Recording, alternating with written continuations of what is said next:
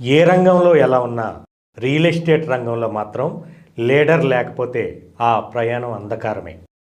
మీకు ఏమీ తెలియని రోజున వేలు పట్టి నడిపించి మార్కెటింగ్ అంటే ఏంటో నేర్పి ప్రాజెక్టు విశిష్టతలను మీ గుండెల్లో నింపి మిమ్మల్ని ఒక అద్భుతమైన ప్రాపర్టీ అడ్వైజర్గా మార్చింది మీ లీడర్. మీరు ఒక సేల్ చేస్తే లీడర్కి కూడా కమిషన్ వెళ్తుంది అనుకోవటం సహజం. కానీ ఆ సేల్ వెనుక లీడర్ పడిన తపన, మీకు ఇచ్చిన మోటివేషన్, మీ వెనుక నిలబడిన ధైర్యం ఎన్ని కోట్లు ఇచ్చినా తిరిగి రావు. కొంతమంది ఒకటో రెండో సేల్స్ అవగానే నా కష్టంతో లీడర్ సంపాదిస్తున్నాడు, నేను డైరెక్ట్గా కంపెనీతో డీల్ చేస్తాను అని భ్రమపడతారు. లీడర్ అనే గొడుగును వదిలేసి ఎండలో నిలబడాలని చూస్తారు. ఫలితం మార్గనిర్దేశం లేక, సలహా ఇచ్చేవాడు లేక మధ్యలోనే ఆగిపోయి చేజేతులారా కెరీర్ని నాశనం చేసుకుంటారు.